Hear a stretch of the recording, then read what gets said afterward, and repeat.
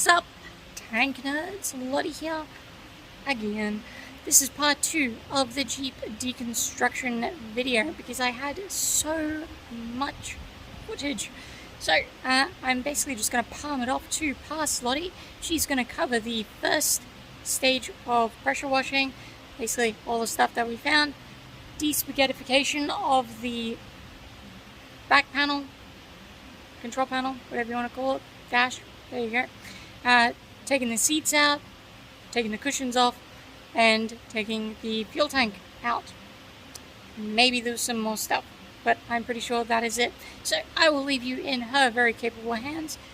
Please enjoy. Okay, I have pressure washed the chassis. I just had to rope that up. Looking very good. Quite happy with it all. We have actually revealed some old numbers. Not that it matters too much because this is all going to be repainted into desert, but we've got no major glaring issues. This has been repainted quite a few times based on the appearance of it. You can see the what we call stickers that used to go on here. Caution, left-hand drive. Being in Australia, we drive right-hand drive, so a lot of left-hand drive vehicles at one point or another had to have left-hand drive warning stickers on it. Anyway, because there was stickers and someone's just painted over it, it's left these sort of like little gouges in it. So when I prime it, I'll rough it up a little bit, see how much I can get off without too much worry. I'll just have to put an extra layer of primer on just to sort of like fill everything in. But all things considered, not bad. Everything works quite well. So realistically, I won't have to touch too much. I am gonna have to strip back the steering rod here just to work out the horn, because I do not believe the horn works. Yes. Beep, beep.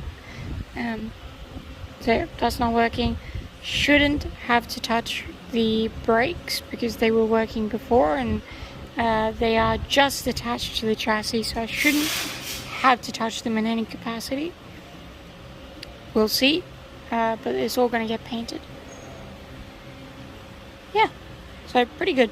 Anyway, today's job, besides what I've already done, is the tub over here. I'm going to remove pretty much, got to remove all the seating because we need to get that reupholstered into something that isn't horrendous. Of course, it is making lots of noise. I need to remove this, that can probably stay. The ignition I'm probably going to take out because we've got a different one. I'm going to leave that in. Yeah, and I'll probably I'll see how easy it is to take that off. Just if I can take it off so I don't have to cover that'd be really good. And I'll just, yeah, I'll take what I can take and leave what I can leave, basically. And I've made the executive decision to remove the fuel tank because I'm going to paint that separately. And I need to remove that. I think that's it. Oh, we need to tidy this up as well. This is all for the temp sensor. And it's just so cumbersome and slinky. So, yep, that's what we're doing today. We're going to get under the dash. First I'm going to pull this off. Nice easy job to get warmed up. Okay, it's just, I was going to film under the dash, but it's just really not enough space to take all the little bits off and film it. But I do need, for reference, what holes all these come out of. It is oil, choke, the while I can remember, kind of. My brain was working today.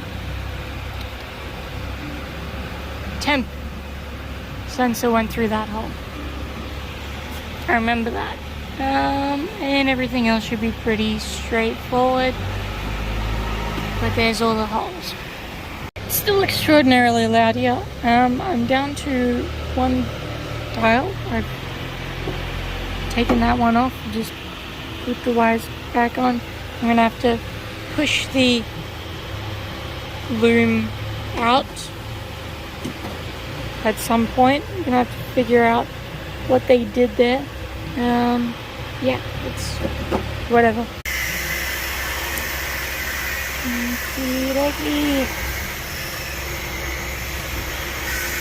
Need to take that off. This off. And find out where all the jumble of these wires are. Okay, it's it's getting worse. These lights, neither of them are connected. This earth grounding wire, which is connected behind here somewhere, that's not even connected to anything. These light bulbs weren't connected to anything, they're just kind of hanging there. Here we've got our fuses. Can't even see half of them. That one's looking a little average, but painted over. At this point, I think I'm gonna take everything out except for the choke. So that's gonna stay. Gotta take that out, but because it's all connected with this too, even though I'm gonna put this back in, just so I can take it all off and then whatever, do it. That should be for the lights. That, I believe, was for the horn. Neither of those were. Yeah. I'll figure it out. Yeah, gotta take it all out. Next bit though, behind here, earth goes to this loose wire and this one, which breaks into 3. Taking that one off next. Boop, boop. The plot thickens. So I removed this, supposedly for all the headlights and everything. Not connected at all. This looks next to brand new, except for maybe that backing plate's maybe a bit old, or it's just got a cover on it. Not even connected at all.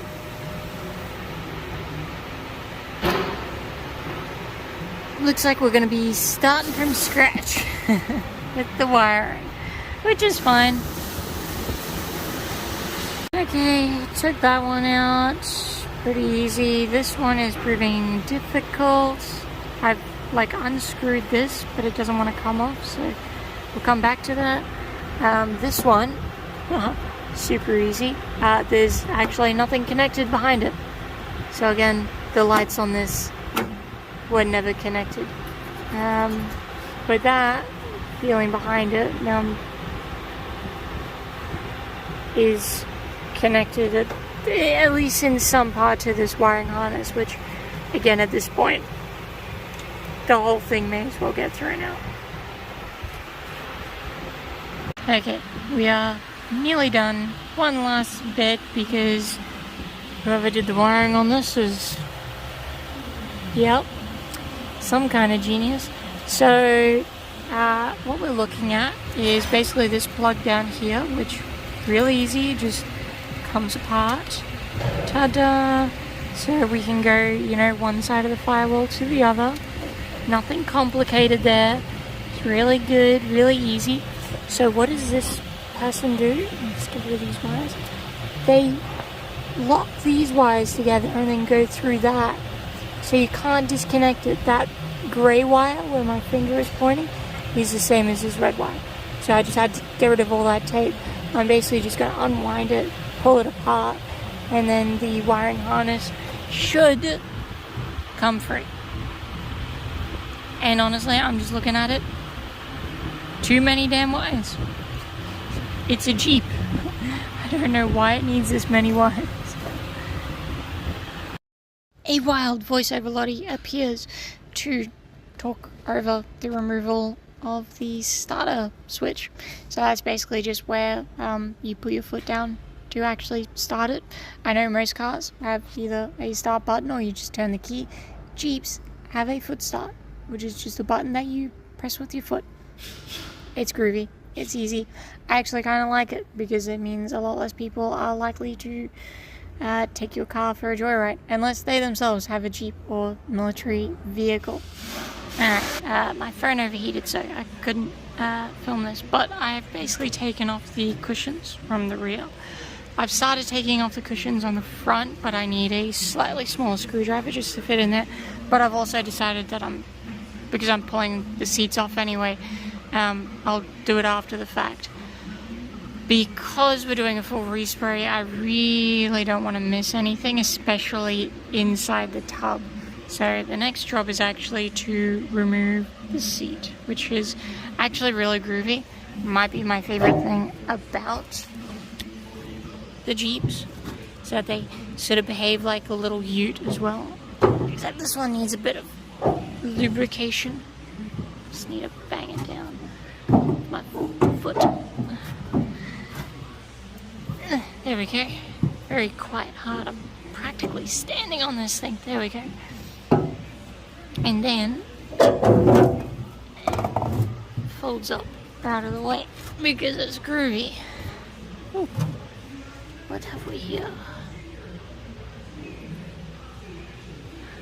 Someone's... I can also see... Yeah, someone's been quite busy in the back here. It's just as well that I'm pulling it all out. Look at how many are in there. What the... What's been going on here? That's not too bad. I will hit all that with a wire wheel just to see how much is left. It doesn't actually look too bad just on the surface here. But still, I'll hit it with a wire wheel. It has obviously had a bit of rust in the back. Oh, paint. I'll be sure to remove all that. We've got a new lid like on that side, so we'll probably just end up taking this one off before pressure washing it, seeing as we're not going to be using it. But yeah, next step is remove that, lift the whole thing out, go to the front. They've got little bolts in the front there. Take that off because they're not really held in on the back, as you can see. Yeah, easy peasy lemon squeezy. Let's get into it. Okay, all the seats have now been removed. I also removed the strap on that side because it's actually broken and frayed. This one is pretty close to coming apart as well, and considering this is the only safety mechanism on this car, I do believe we've got two more, so I'm probably going to remove this one as well. It is certainly an interesting tub now that I've torn everything off it. It's had work done to it, which is so average, but I haven't fully decided yet.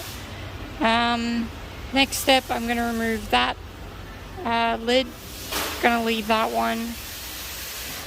Going to remove the fuel tank, so I'm just going to nip the end of that, take it off. Actually, I'll probably nip that end because I've got the other end nipped. So yeah, I'll nip that end up, take it off, undo those two straps, take the fuel tank out. And then I do believe we are ready to take it outside and pressure wash it. Yay! Okie dokie. Obviously, I have now raised it.